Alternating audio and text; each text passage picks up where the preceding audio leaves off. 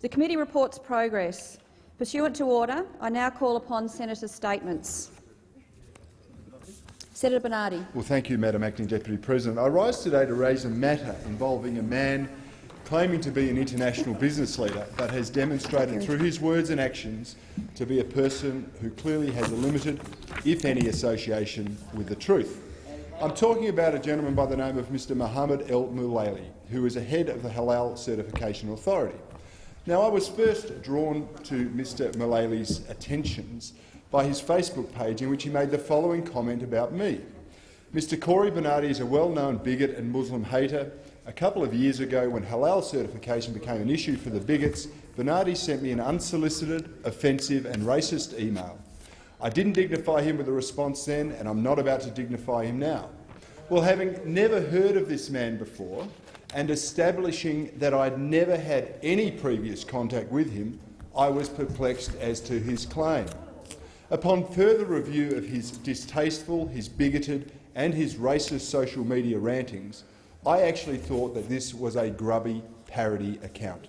Imagine my shock when I discovered that Mr El Mulaili was actually a real person claiming to be a respected businessman.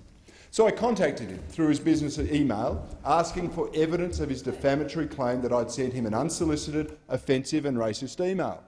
He responded by not providing any evidence at all and refusing to engage in any further conversation. Accordingly, I am completely at peace in referring to Mr El Mulaili's claims about me as completely false, and that I can only consider him to be a liar. And this prompted me to conduct a further review of Mr El Mulaili's public statements. Clearly, he's no stranger to the limelight.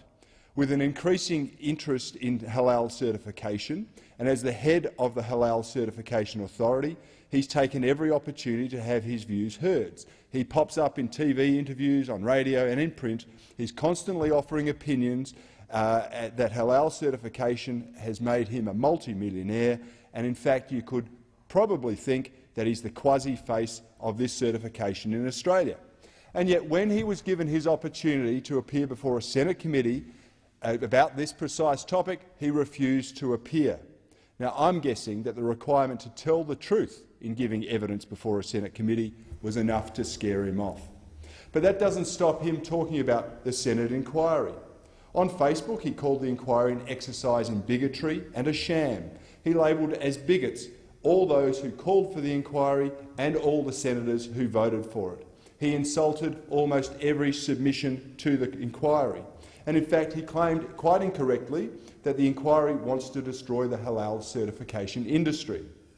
Now, amid proclamations that the government had shut down the inquiry, again, another lie, Madam Acting Deputy President, he boasted further about the money he makes and he mentioned alleged corruption within the halal certification industry in Indonesia. Now, I've got a large part of me that wonders whether we should take anything he says seriously, because in addition to defaming me on the internet, Mr El Mulaili is happy to abuse many others. He insults the whole of New South Wales as a bigot's dreamland. In Queensland, he describes it as the bigot's hinterland, and the ACT is clearly foil hat territory, according to Mr El Mulaili. Now, I'm not going to list them all now, but he said the same about virtually every state and territory in Australia.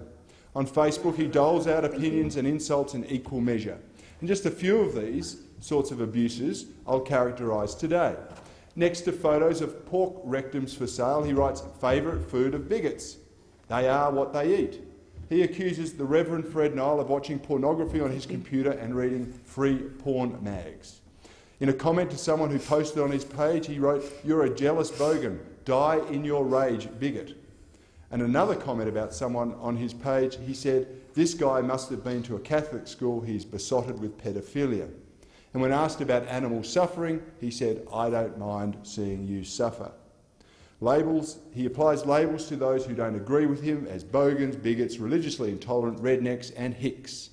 And his comments about a photo of short-cut bacon, where the word cut has been misspelled through the addition of an additional consonant, is quite simply repulsive, and it would be unparliamentary for me to repeat it here.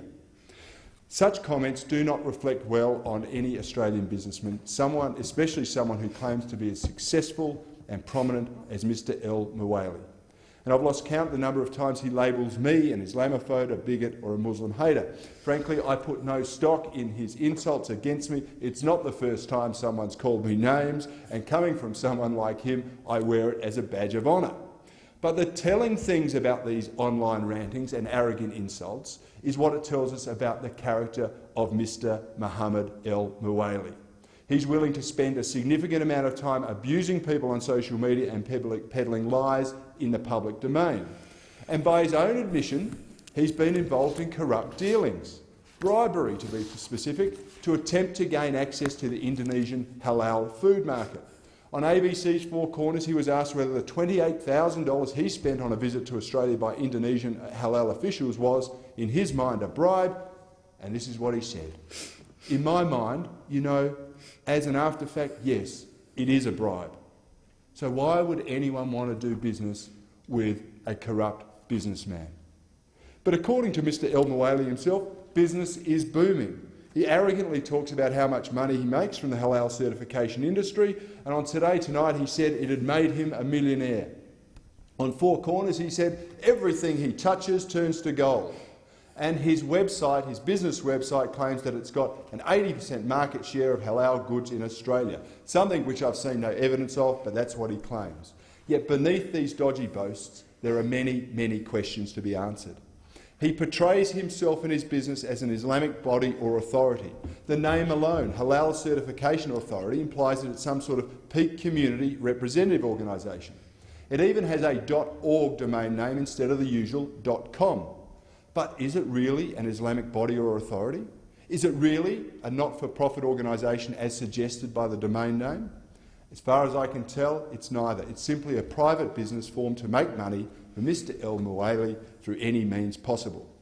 Descriptions of his company on various websites claim the Halal Certification Authority, and I quote, is the most authoritative national Islamic body on the application of Islamic dietary laws, and that it is, and I quote again, an Islamic body appointed by AQUIS, or the Australian Quarantine and Inspection Service, according to federal legislation. Well, Mr El-Mouaili is not an imam or Islamic religious leader, so I don't know what basis he makes the claims of being a credible authority. And AQUIS doesn't appoint Islamic certifiers. The certifiers apply to AQUIS to gain approval to certify certain products for export. Now further, Mr El-Mouaili boasts on Facebook that, and I quote, Sharia rules. And he's associated with another organisation that includes a special religious or Sharia subcommittee. But despite these statements and associations, El-Mouaili also actually denies the existence of Sharia or Islamic law. On 11 February 2015, during an interview on SBS, El-Mouaili stated in relation to a court case, the defendants have said I'm actually working to install Sharia law, whatever that is, in Australia. On the 18th of March 2015, during an interview on ABC's The Drum program, El-Mouaili claimed, and I quote, there is no such thing in Islam called Sharia law, by the way. They're just more contradictions from a man unwilling to be confined by the truth.